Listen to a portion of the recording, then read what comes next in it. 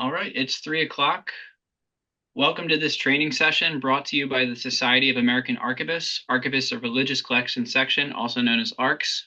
My name is Tom McCullough, and this is our land acknowledgement. We acknowledge that we live and work on the traditional lands of many Indigenous nations. We know that Indigenous peoples have suffered from historical and ongoing injustices and understand as an archival organization that we must work toward sharing historical truths and renew respectful relationships with Indigenous communities. We respect the longstanding relationships that Indigenous nations have to this land as the original caretakers. We are grateful for their stewardship and protection of the water and earth. We pay our respects to elders past and present. Today's topic is email archiving. Before I introduce our presenter, let's review this disclaimer. The content in these presentations is for information only and is not legal advice. Our views do not represent the organizations where we work. We do not make any endorsements or guarantees. We are not liable for any loss or damage caused by your use of the content we provide. It is your responsibility to critically evaluate the content provided in the presentation or any accompanying materials. You can click the closed captioning button to get closed captioning under More in Zoom. There will be a question period after the presentation concludes. Please use the Q&A feature under the More button to ask your questions during the question period. We will not be monitoring the chat. Please be respectful in your interactions. We expect you to follow the SAA Code of Conduct. This session will be recorded and it will be available on our YouTube channel within 2 weeks. We encourage you to join the Society of American Archivists if you are not a member. And now I would like to introduce our presenter, Jonathan Ennis. Jonathan received his undergraduate degree from Moravian University in 2008 and his master's in Library and Information Science from Drexel University in 2011. He has been working at the Moravian Archives in Bethlehem, Pennsylvania since 2018. He was responsible for the archive's digitization projects, including scanning and maintenance of digitized material, processing and storage of born digital material, and digitization requests from researchers. Please join me in welcoming Jonathan Ennis. Thank you, Jonathan. Take us away. Thank you, Tom. And I would like to thank Mary Grace Costa and the Archivists of Religious Collection section for inviting me to give this presentation, and also to Tom McCullough for acting as our moderator. As Tom mentioned, I have been working both with scanning materials, but also increasingly with setting up workflows and expanding our capabilities to collect, process, and work with born digital materials. And I will share my screen and bring up the PowerPoint.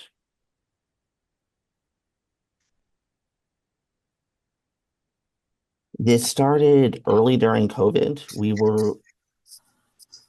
I was asked to start working with a few of my coworkers on setting up policies for born digital materials that hopefully we could act as in an advisory capacity to our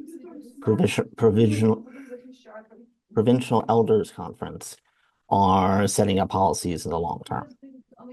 The first thing we did with this was send out a survey to, I believe, roughly 100 Moravian congregations and organizations, asking a series of questions about how they work with electronic records and what they are currently doing in relation to preservation. The result of this that was most relevant for email preservation was this slide right here. You see we got about 1/3 of people responded, which is actually fairly good for an emailed survey. We found that more than 90% of people were using either Outlook or Google Mail for their email services. This has definitely shaped everything going forward in terms of our focuses on software and technology. But I believe most, if not everything, should apply to virtually any email service. The initial question we've been faced with, and what I think is a very good starting point, is to what extent it's practical for an individual organization to record and process emails. And we've roughly found that this can be divided into 2 categories. You can go with a very simple and straightforward approach, exporting individual email accounts and storing them alongside other digitized or born digital collections. This is not a complete solution because it does nothing to allow you to process the collections, to create metadata for them, or to, in the long term, provide any access for researchers or staff. We consider that to be the second, somewhat more advanced phase, which requires finding additional software and workflows For our purposes, that is mostly focused on technology called ePad, a freeware program. And as part of this session today, I'm hoping to show you how that works and a little bit about the features and tools it provides. So one of the most arguably complex things we run into is determining what email actually is. And what we found is that there are four main file types you're dealing with. There is the mbox or mailbox format. This is used by actually the majority of programs, including Google Mail or Gmail, Apple, I believe Thunderbird uses it, and another of others. If you export your email inbox from those programs, you will get an mbox file, which contains all of the emails and all the attachments. It only contains emails. It's not used for any other purpose. One nice thing about this is an open source format, so it is likely that it should remain functional and accessible well into the future. And even if it is supplanted by a newer form, I think it is very likely that reverse compatibility or tools for conversion will allow it to continue being used. For that reason, I would say that is the primary format that we want for emails. There is also the PST file or personal storage table. This is used by Microsoft Outlook and other Microsoft services.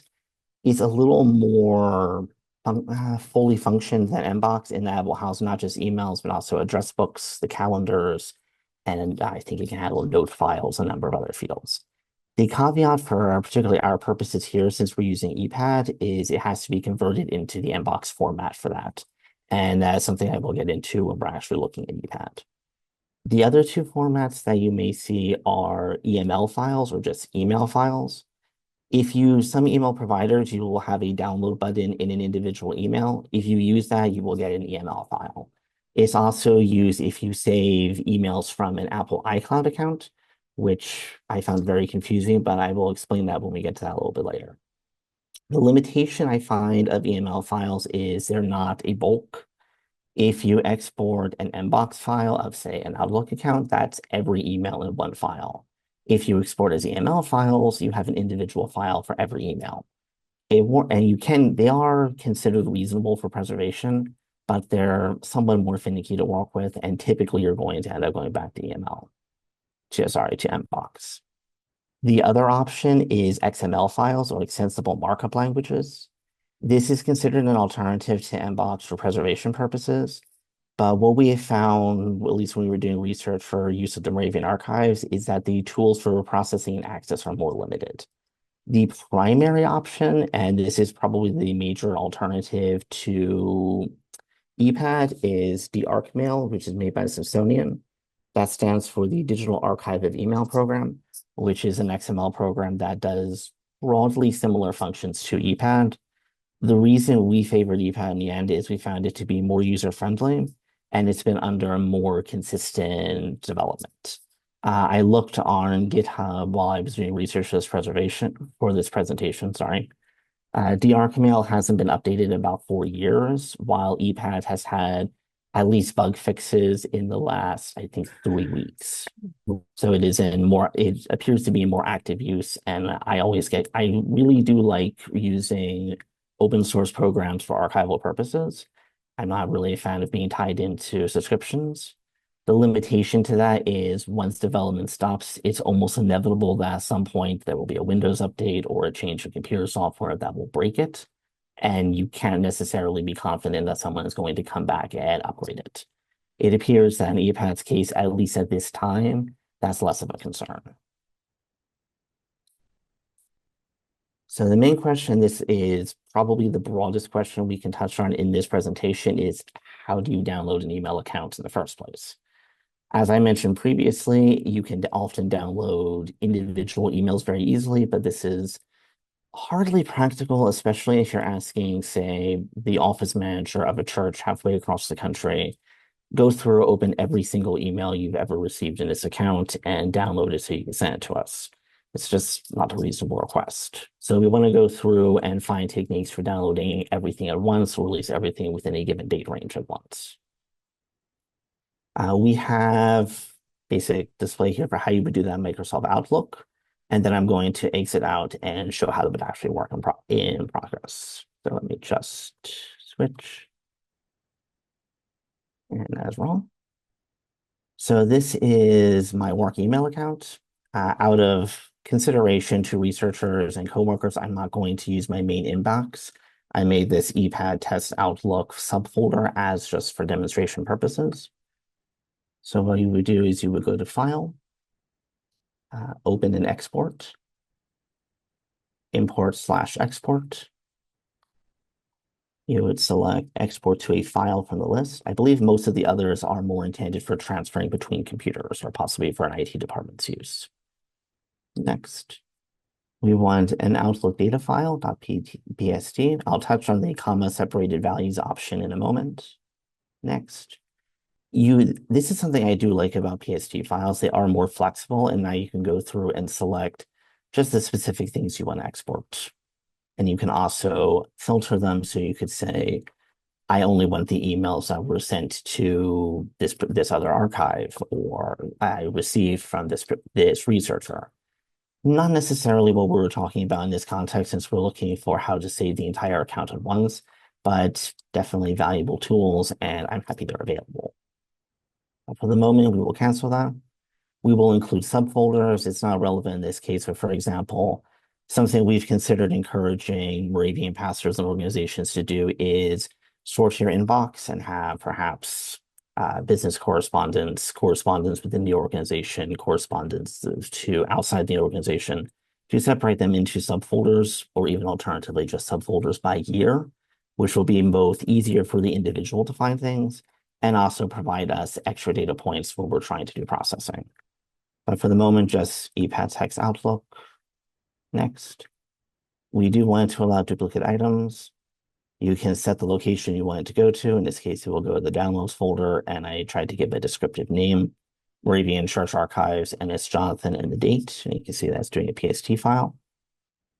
And you just would hit finish, and it's done. The file exists. That could then be sent on to the archives if this was an actual situation. And that first basic stage of just preservation of the emails is already finished. Going back to the PowerPoint, that's a video that I recorded in case anything went catastrophically wrong and I wasn't able to actually demonstrate it, so that can be ignored.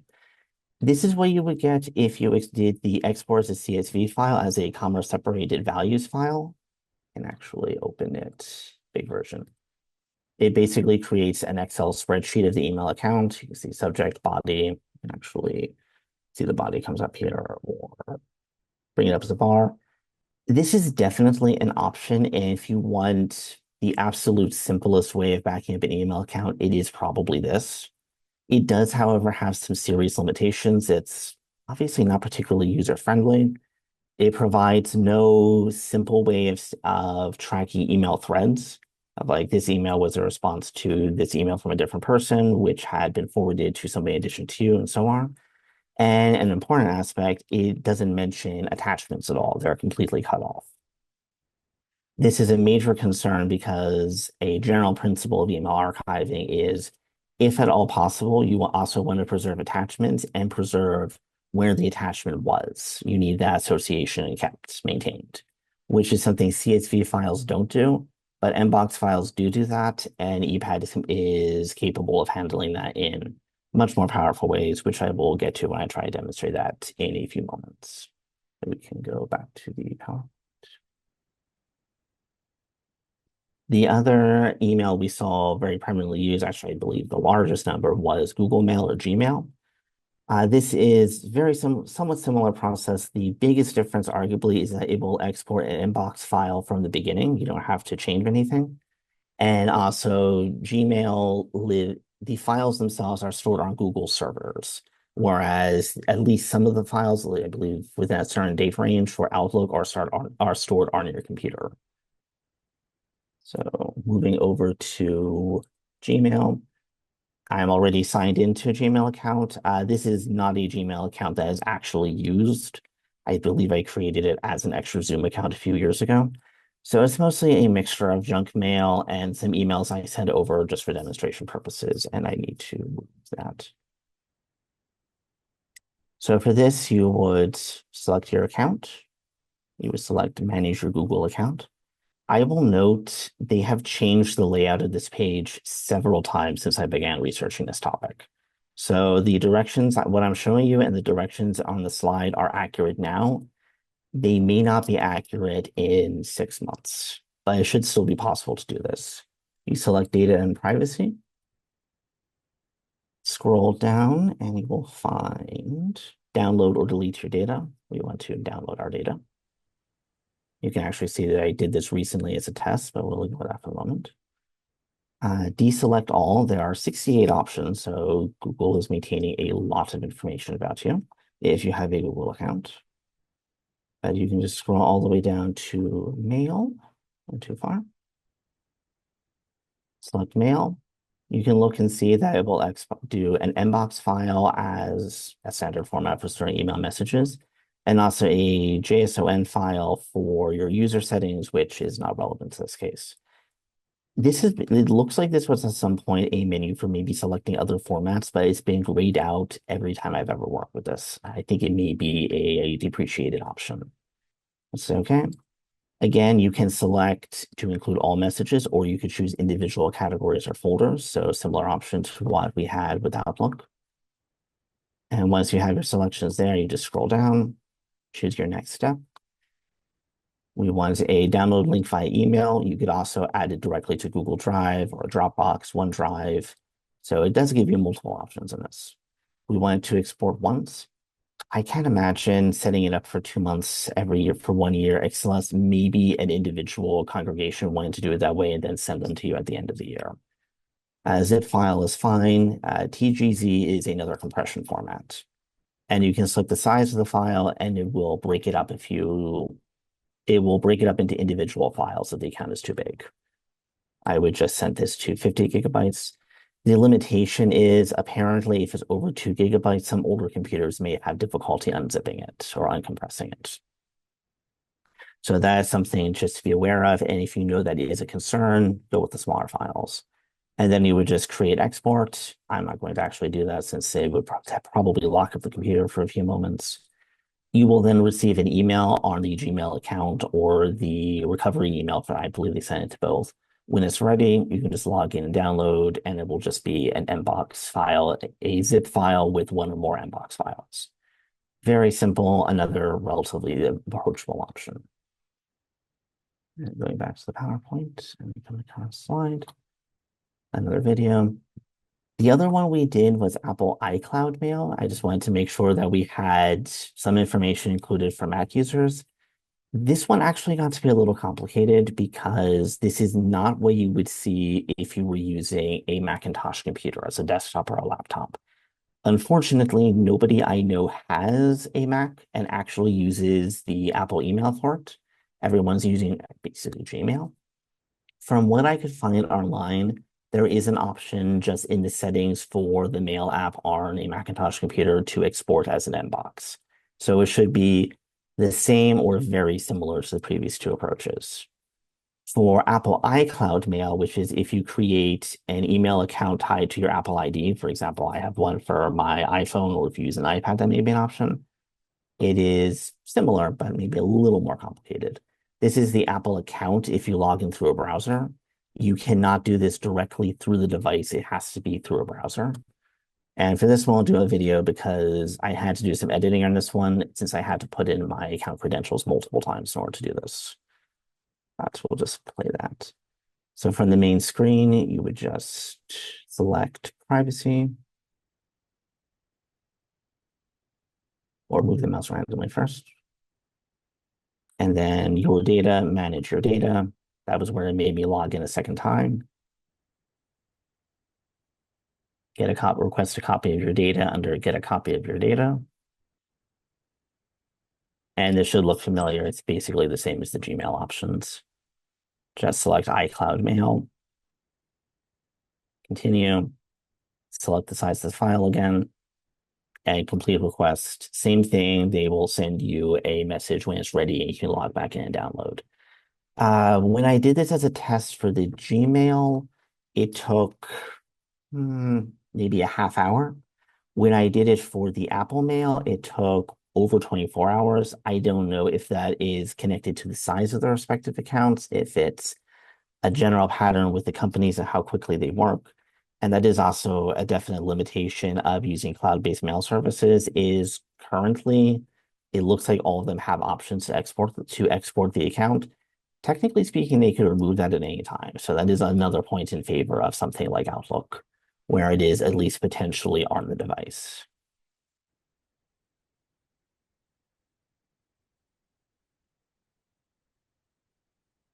I see someone in the comments brought up an issue I wasn't aware of with Mac OS that sends folders of proprietary EMLX files, not actually MLOX files. That is good to know, and I will definitely have to look into that further. Thank you very much.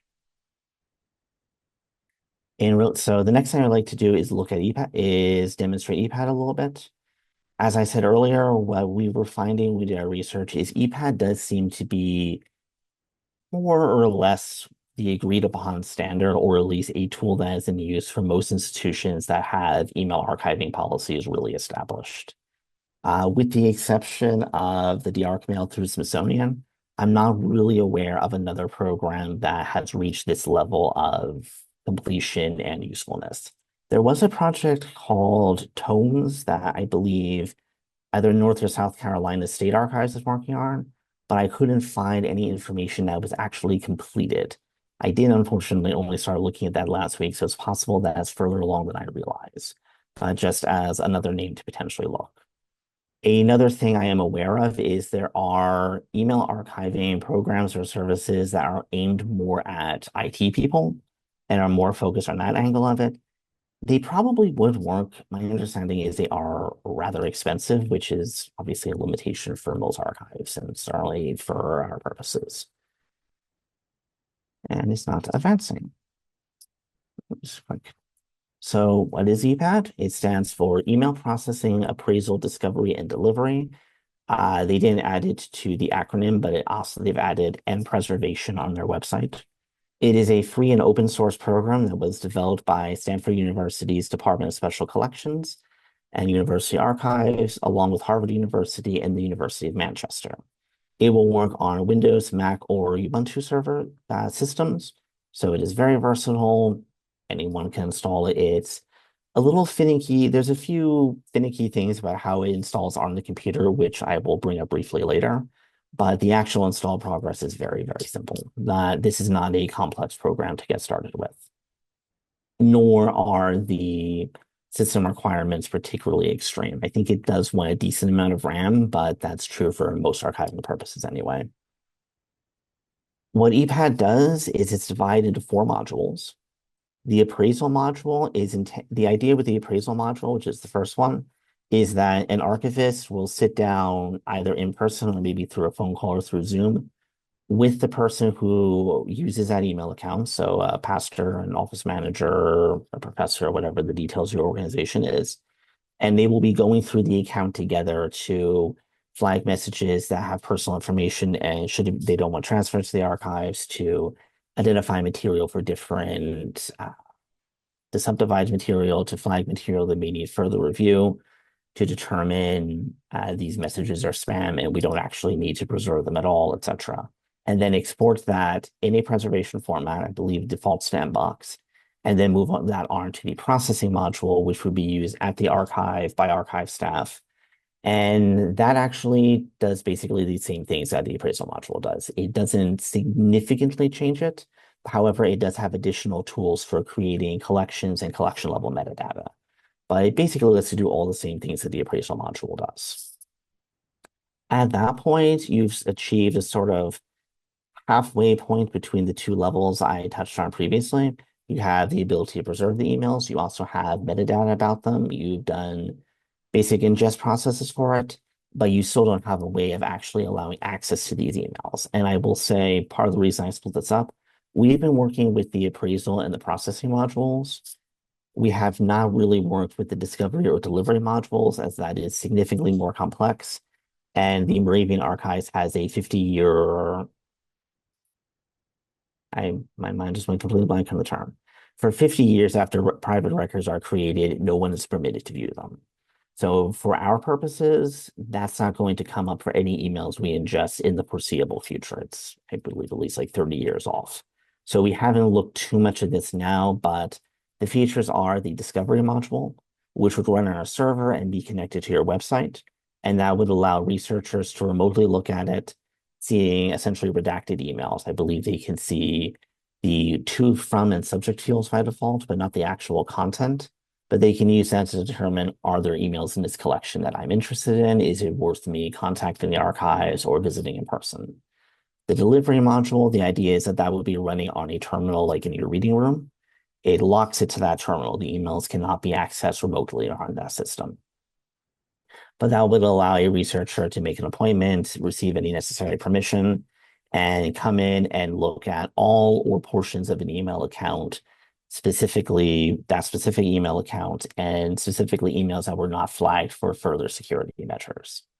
So in principle, EPAD provides the complete life. You can get the emails from the original creator, you can process them, you can make them accessible to researchers remotely, and you can make the full content, the emails, available to researchers in person. We have definitely found through our digitization program that there is a lot of demand on researchers to be able to do at least their initial research and even all of their research entirely online. It has absolutely allowed us to work with researchers throughout the country and throughout the world who may never have been able to determine that we have materials of interest to them. We've definitely been able to bring in a number of people who may not have realized that a religious archive had, for example, material on climate data because of weather reports that Moravian missionaries were maintaining.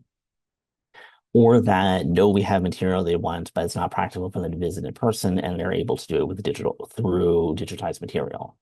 So this definitely opens a lot more doors, and we really are looking forward to what it will allow us to do in the long term, potentially after all of our time, but nevertheless.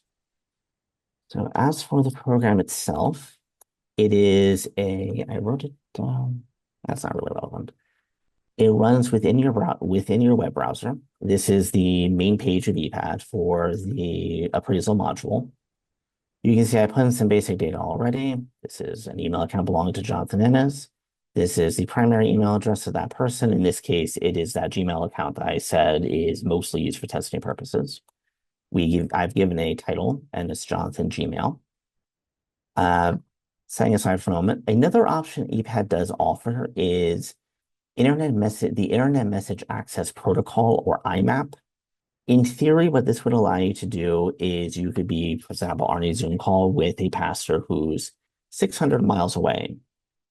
He could give you his or her email address and password, and you could remotely access the account. And then the two of you can continue through the appraisal module. Practically speaking, I have not gotten this to work a single time. My impression with Gmail, based on some things I found in the security settings, is I think they've disabled it entirely. And there's a pop-up that comes up that Gmail no longer allows services that require that you put in your Google email address and password. It has to be something where they have an arrangement and there's that login with Google button. And it looks like from some things I was reading online, that has become pretty standard in a lot of email providers or services because of security concerns. I can understand this as you're basically giving a third party complete access to your email account. Another aspect is just there are obviously a lot of privacy and legal questions with email, which is something I'll touch on later in the presentation. I can definitely understand where somebody may be reluctant to give out that information, whereas they would be willing to export material of their choosing or that they have at least signed off on and send that over, versus here are the keys, just do whatever you want with it. So moving down, we have the option for Mbox files. This is already set up to the location where I had previously saved the Mbox file from that. I've named the source and it's Jonathan email. You can also see here the option for non-Mbox email files. And you can also see where it's bringing something called email commit, and I will discuss that briefly at the end. So at this point, we would just hit next. And this hopefully will cooperate. If there were multiple Mboxes, it would give you the option of selecting which ones you want to import. We just want to import the only one.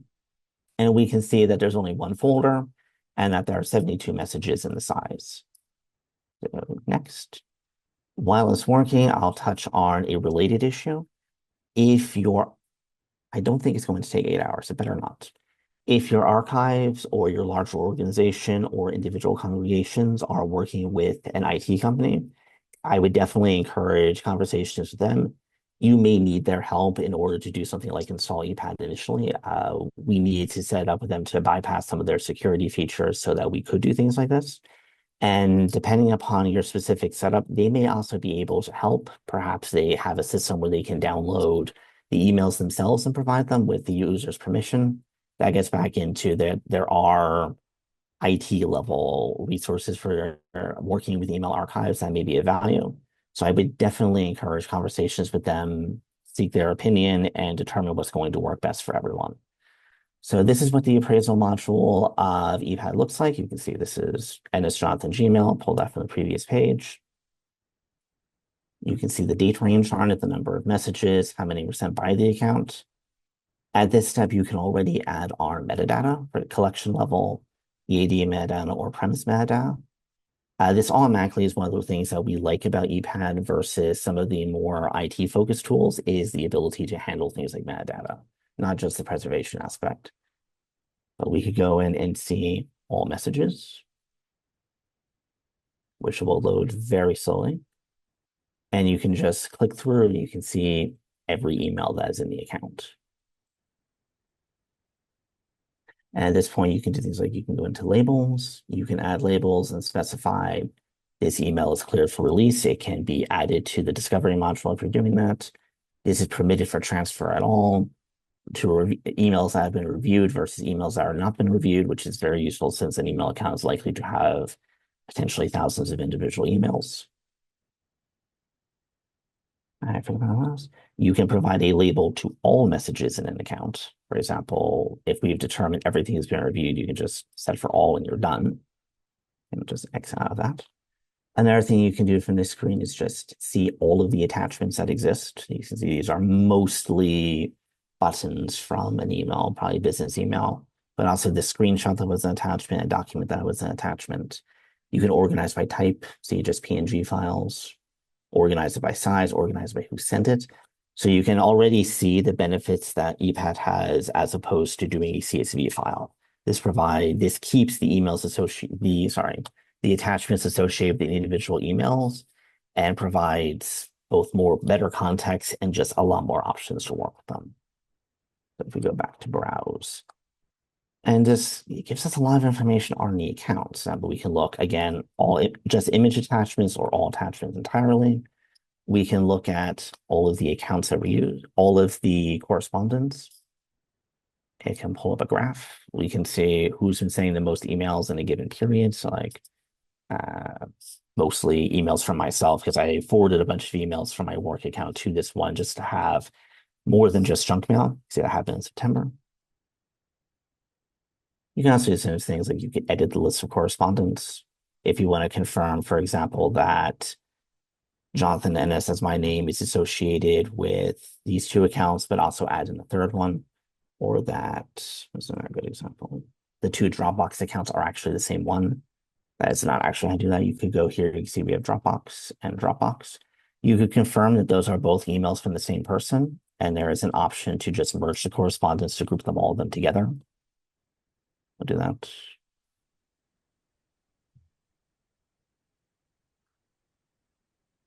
So you have a lot of options that essentially will allow you to impose a controlled vocabulary on how the account is organized.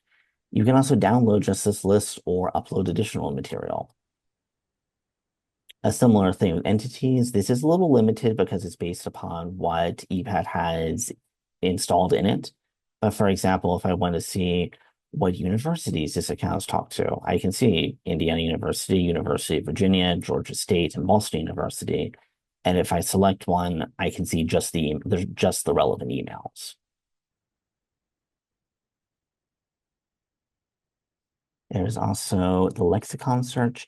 This is very powerful for identifying personally identifiable information. It's under sensitive, which again gets back to the major privacy concerns that can arise from this. So for example, if I want to see, I can see there are 17 emails that it is flagged as having personally identifiable information. And In reality, it doesn't. If I click on that, I can see it's just because it sees the letters ID and thinks maybe it's like an ID number. So you still have to go through manually and probably use labels, or there is also an annotation view, which I forget what it is. Yeah, you can annotate the messages and specify why you think, despite being flagged, this email is fine, or hey, we need to add this on, make notes to yourself or for coworkers. I'll touch on that a little bit later. And oh, actually missed something. With the lexicons, they are actually modifiable. For example, you can go in. I went a step too far, sorry.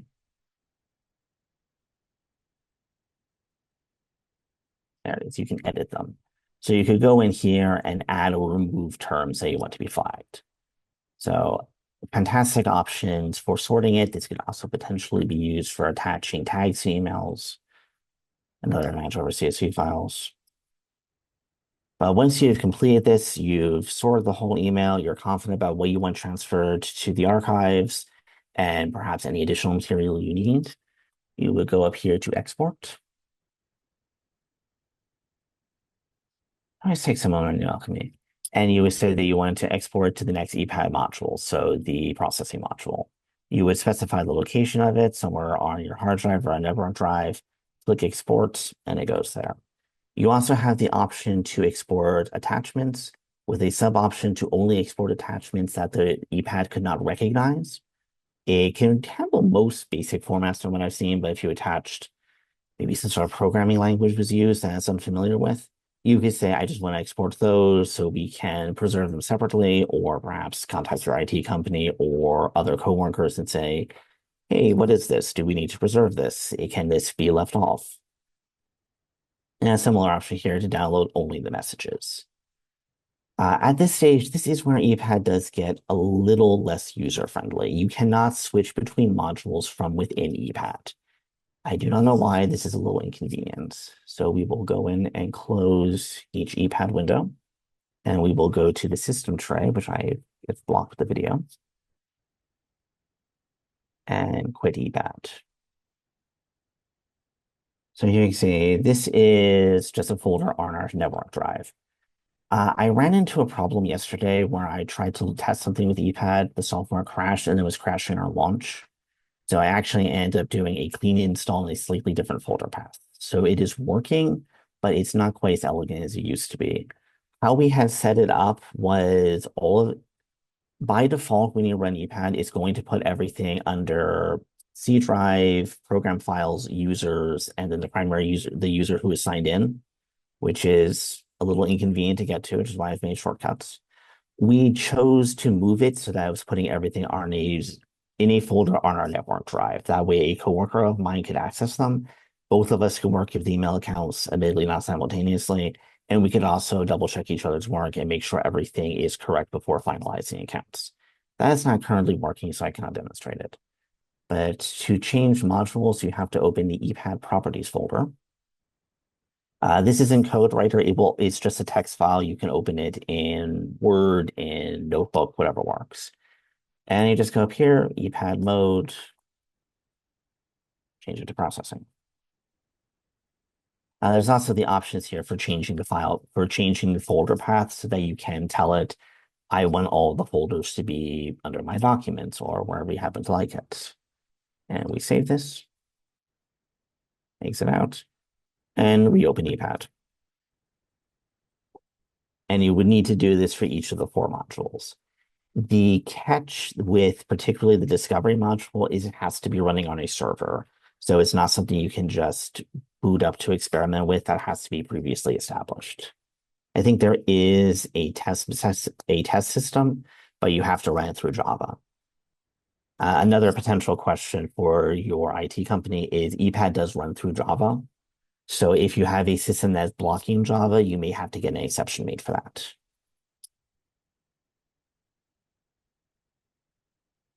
So when this eventually opens, it will open back in the browser, but now we will be in the processing module, and that shouldn't take too long. I just want to briefly look over how that's a little bit different.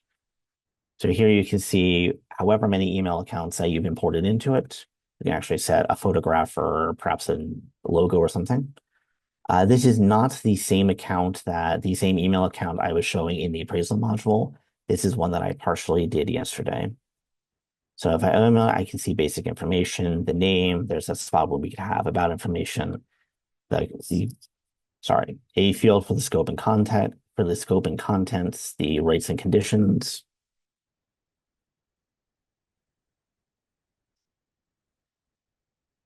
an option to add further accessions, which is very nice. You can do perhaps something we've talked about is maybe we would like to get a copy of the email account each year of the new emails, and then we'd be able to add them on as separate extensions. You can also see the summary, and this just takes you to the same metadata page that we saw on the previous version. But then you can enter the email account.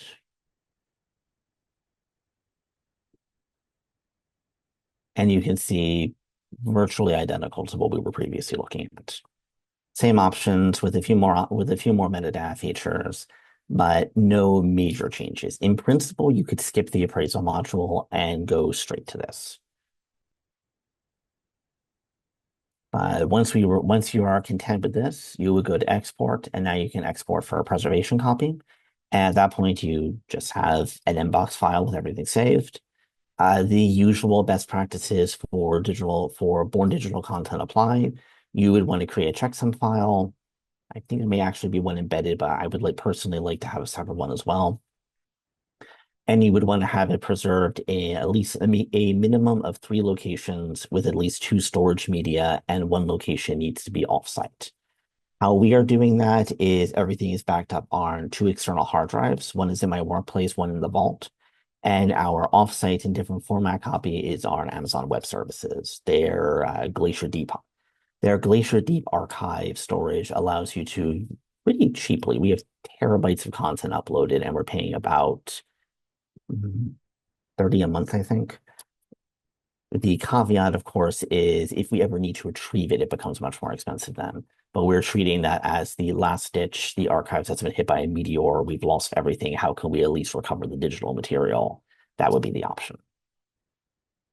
There is, again, the export to next EPAD module, and you can see all messages without restriction labels versus all messages with permission labels. So you can choose which one's going to be necessary for your institution or for a given collection. And that is the next step would be putting it into the discovery module and mounting it onto your website. As I touched on earlier, that is not something I can comment on in any depth because we don't expect to be doing that at any time in the near future since the emails will all be sealed. Close that and go back to the PowerPoint. And you probably noticed the name EmailChemy in a few spots. What EmailChemy is a third-party program whose sole function is converting emails from one format to another. Relevant to us, it can convert EML or PST emails to Mbox for the use of EPAD. EPAD and EmailChemy, the groups have worked together, and there is an embedded version of EmailChemy that just is part of EPAD. The caveat to this is that you do have to purchase a license for EmailChemy in this case. As of now, that's $150 flat and then $150 per year if you want to continue receiving updates and service. So definitely an additional cost, but it is very convenient and simple versus the alternatives. I have worked a little bit with the demo version of EmailChemy. It seems to work very quickly, very simply. You can tell us the demo version because it removes all of the header information, the to and from fields, with a message saying, hey, you need to buy a license for EmailChemy. So it's basically shareware. We are holding off on actually purchasing the license until we are ready to ingest emails from outside of our immediate organization, which we have not done yet. The main alternative I hear about for EmailChemy is called Add for Mail, which I believe has even more powerful features for processing individual email accounts. It is, however, more expensive. And I believe I was unable to confirm this before today, but I remember there being a tool included in BitCurator that could do this. Definitely a lot less user-friendly, but that would be a free option. So definitely something to consider. I have seen a lot of websites saying we can do it for free or we have a service that can do it. A lot of times they have virtually identical text and images, but it's claiming to be different companies. I personally am very skeptical of these and would be hesitant to use them in an archival setting without maybe some kind of confirmation from other archivists or an IT company or something that this is legitimate and it's not just trying to steal all of my data or mining for Bitcoins or something. So personally, I favor sticking with email alchemy or figuring out the free tool in BitCurator, assuming that's still a function. The final thing I would like to touch on, at least briefly, is institutional policy. Obviously, as archivists, we generally cannot set this ourselves, but we can at least work to advocate for it. The crux of this tends to be having a clear policy about email accounts, how they should be used, how they should not be used, and really beyond emails for a electronic media or just general computer policy in general is extremely valuable. A huge element of this is the question of what emails should be preserved and what emails should not be preserved. Practically speaking, I'll be honest, I would love nothing more than to save absolutely everything because you never know what in 150 years is going to be a fantastic resource for a researcher. In reality, of course, this is wildly impractical. It takes up a lot of space. It's a lot of work. No organization is capable of really doing that. So what we have found, particularly looking at the Library of Congress and the National Archives, is there's usually three categories of emails. You have emails that need to be preserved permanently, typically because of legal requirements and or their historical significance. This is usually things like emails that reflect a decision being made or discussions going into that, emails announcing a new policy, perhaps communications of high-ranking people, etc. Temporary emails that have to be preserved for a set period. Typically, that's set by law or institutional policy. And at least from what I've seen in my understanding, you don't really need to create something entirely new for emails. Whatever policy already governs, we have to save invoices for this period of time or employment records for that period of time would also apply to emails that fall under the same heading. And the other category is transitory emails, emails that you don't really need to preserve or ascension at all. Perhaps in a perfect world you could, but in practice you can generally discard them. This is things like spam, meeting cancellations, lunch orders, probably requests often in most cases, anything that you do not have a legal requirement to keep and that you see little to no long-term value to. It would be optimal, I think, in most cases, if policy encourages the individual people to provide some degree of organization through folders and also to delete transitory emails themselves and never have them transferred to the archive in the first place. But if they are, this is very much the sort of thing that you could use EPAD to search for and to flag and then just not to cut off at the appraisal stage and not at the appraisal or processing stage and not have in the final versions. Getting towards the end, I've made a resource page, and I don't know if the PowerPoint itself is being shared, but my email account is digital@moravianchurcharchives.com. If anyone would be interested in this with the links, I would be happy to send along. Just send me an email and I will get that to you. So this is only a small fraction of the resources I used in preparing this and in my research, but it's a handful that really stood out as especially useful. I have the links for EPAD itself and for email alchemy. Preserving Email, second edition from the Digital Preservation Coalition. That is probably the single most valuable resource I've seen. It is a fantastic general base level guide to the technical aspects of email preservation and to what policies need to be set both within an organization and within an archive. Records and Information Management from the Church of England. This is their page aimed publicly available, but aimed obviously at church members. That includes guidance on what emails to save, what emails don't need to be saved, what emails need to be saved for set periods of time based upon English regulations, as well as some general ideas of organizing your email accounts, of what sort of language to use or to avoid, etc. Since obviously some things may be preserved long term. I just think it's a very good example of the sort of work you could be advocating for. email electronic messages management to the National Archives. That has a number of subpages, but it gets into under US law is aimed mostly at federal agencies and what sort of emails they need to save and for how long, what needs to be transferred. Just another good idea of the sort of thing you might want to work towards. And keeping personal electronic mail to the Library of Congress, that is just a short page with some resources and ideas for an individual about saving their account. It's definitely a lot more limited than what we've been talking about, but I could see it being a valuable thing to send to maybe the office manager of a given congregation of like, here's some general ideas to think about. And I would like to thank everyone for your time and for this opportunity. And please let me know if you have any questions. Thank you.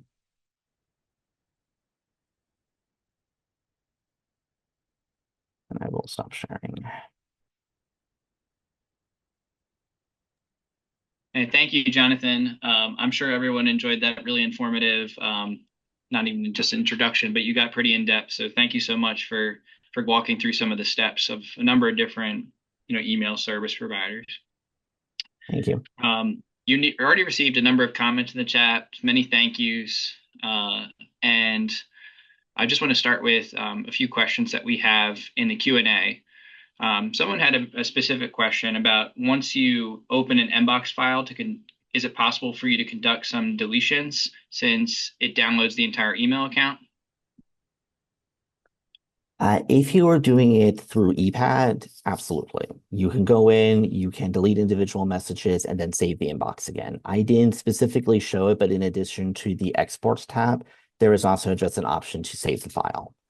If you are not using ePad, I know you can load an inbox file into something like Gmail as an import, and you could probably do it that way, but it's definitely less efficient. I'm not personally aware of other programs that you can use aside from ePad, but absolutely through that, it's doable. Awesome. And another question that we received in the chat was, I'm trying to follow through your demonstration using Outlook and exporting. How do we reopen the Outlook file? What should it look like? The result after trying to open it is we didn't find anything to show here. If I'm understanding correctly that they exported the PST file and are then trying to open it, in order to open it without converting it into an inbox file and doing it through ePad, you would have to, I just want to look at this quick and refresh my memory. Yeah, there is an option within Outlook to open an Outlook data file. So that would be File, Open and Export, and then there is Open Outlook data file instead of Import and Export as I did. I will say I have not personally done that, but my understanding is that's the tool you would use, for example, to transfer the contents of an email account from one computer to another. So it should just load them in directly. I would probably advise caution in doing that, just like into your personal inbox, if you don't know that it's divided into subfolders. Actually, let me try and see what happens if I open the one I prepared earlier. Outlook data file. I may be mistaken about that. It said we didn't find anything to show here, so the person may have tried that already. So I will admit I am not 100% certain on how to do that then. I may have to do some research on that. If that person would like to email me their question, I can see if I can find a resource on that. My focus with Outlook in particular has mostly been to get the emails out of Outlook and into ePad and convert them. All right, thank you, Jonathan. Another question we received in the chat was, is there a way to export Gmail based on a date range rather than to export an entire account? Unfortunately, I don't think there's an option to do that as part of the export itself. There may be a way. What comes to mind, I did think about this, but I didn't have a chance to experiment with it, would be to sort by date, which I think actually is the default unless you changed it. Select the emails for the relevant date range and move them into a subfolder and then export an inbox of that subfolder. We have not done this ourselves, but something I have thought about as a suggestion or a guideline for example, congregations or organizations might be create a folder for each year and organize your emails that way because that would facilitate that sort of option. But unfortunately, that's one of the things I do like about Outlook is it does give you a lot more power in the export function. It appears that Google and Apple are just, here's the data, you're on your own after that. Thank you. I had a question as I was listening to you talk. I wondered if an organization like an archival repository has not really introduced email archiving just yet. Should that archival repository focus on themselves as an organization first before like reaching out to their congregations or communities, or where should the priority be? Should it be like you as the digital archivist archiving your emails, or should you really emphasize that you're archiving materials from like a particular church office or yeah, I don't know what your thoughts were on that. This is certainly something that's going to vary with the individual organization. What we at the Moravian Archives did, and what I would personally recommend, is starting with the archives. That gives you a good opportunity, twofold. It gives you a good opportunity to test the workflow and the software you're working with before you start involving people you don't personally know. If something goes catastrophically wrong, it's a little less awkward to go to your coworker and say, hey, I need a new copy of this, or this didn't work, and we try something else. So essentially, it's a good test bed for establishing your policies. And also it means that when you go to a congregation or an organization, you can say, this is tested. We've already been working with it. We're confident this works. And I understand this is probably something where people may be uncomfortable or nervous about. I think that can help to be able to say, we already have this in place internally. We can personally say this is practical and feasible and secure.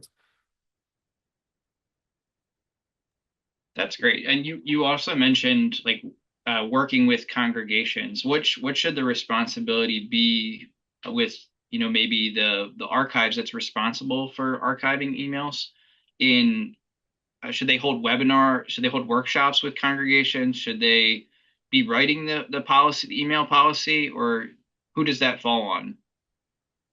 That's something we've been discussing internally. I think webinars are a great idea once you have the policy set up. So you can give the opportunity to just present to 50 congregations at once. These are our new policies. You could demonstrate the software and how to do the exports like we just did. And also it's an opportunity for them to bring up any questions or concerns they have so you can help with that. In regards to an email policy, it would be great if archives could set email policies. I'm guessing that's not going to happen in the majority of organizations. More likely, you may be able to act in an advisory capacity of that's something we've been discussing with the PEC. Provide advice, provide your expertise and influence, not necessarily influence, your expertise and information, but ultimately it's probably going to come from higher up within the organization. This is also beneficial because it limits the chances of a congregation going, well, why should we care what the archives thinks about our email accounts? I think in some cases you run into situations where it's like, yes, we understand the archives has rules about how we maintain church records, but this is my email account that I use for ordering lunch. Why is that? Why should you be setting any rules for that? If it can come from higher up in the organization, I think it helps a little bit with smoothing that out. Awesome, awesome. Thanks for answering some of my questions. You received a few more in the Q&A. Someone asked, do you have any experience using M365, Microsoft 365 tool Purview as a tool to do appraisal on Outlook emails? And if so, how does that process compare versus doing appraisal within ePad? Unfortunately, I have not worked with that since we're not using Office 365 here. And I think I've said this earlier, but just to clarify in case there will be any confusion, we have not yet started ingesting email accounts from outside of the archives ourselves. We're just maintaining a few of my coworkers' accounts. I will look into that because the more tools we have, the better. So I appreciate the suggestion, but I can't personally address that, I'm afraid. That's all right. Thank you. Another question that we had in the chat was, I'm downloading emails from Outlook and the emails are downloaded as an EML file. Is there a way to download an Outlook email as an mbox format? If not, are there any tools to convert EML to an mbox to be able to utilize an ePad? My guess from everything I've seen is they're probably downloading individual emails. To get an mbox file through, not only want to get an mbox file, to get a PST file, you would need to do it as a bulk one through the export function that I showed earlier. So if you're, for example, cherry picking individual emails, then what I would recommend is moving them into a subfolder and then export a PST based upon that subfolder. With that being said, I have not experimented too much with this, but I believe that email can convert EML over to mbox. It may even be possible to take 20 EML files and put them into an mbox file. Again, though, unless you're willing to lose all of the header information, you do have to have the subscription for mbox. Oh, and something I did forget when I was looking at that earlier, it mentioned a license dongle. It puts a file with the license on like a USB stick, so you can move it between workstations. So you buy one license, and that's for everyone within the organization can use that one license. It's not tied to a specific computer. I have not done install. I would assume that Aid for Mail and other software that works with emails can probably also do that conversion. It's just not something that Outlook can do natively. Awesome. Thank you. You mentioned during your presentation ranking maybe putting emails into three major categories in order to determine whether they should be preserved, even for a short period, or if they should not be preserved altogether. What would you say to using a capstone approach to archiving email, like emails belonging to particular persons within an organization for their historical value, et cetera? I think that would be an excellent approach, honestly. That's something I have looked at. The page I linked to in the last slide that goes to the National Archives includes discussions of capstone formats that they use, and I think that would be a good starting point. There would still be some questions of like, do you need to preserve that perhaps your director ordered a pizza that day? So it doesn't completely remove the question of does every single email need to be preserved, but it's a very strong starting point. It always brings up, what if people are interested in whether the archives ordered pizza in the future? No, I'm just I don't kidding. know. No, like I said, I would love to preserve everything. That would be my dream. One other question that we had in the chat was, how are you getting PST files into EPAD if you haven't purchased Email Commit yet? That's very simple. We haven't. Um, the examples I showed were using a mbox file exported from Gmail. Currently, what we've done within the archive, since we do use Outlook, is we have simply exported and saved the accounts with MD5 files for checksums.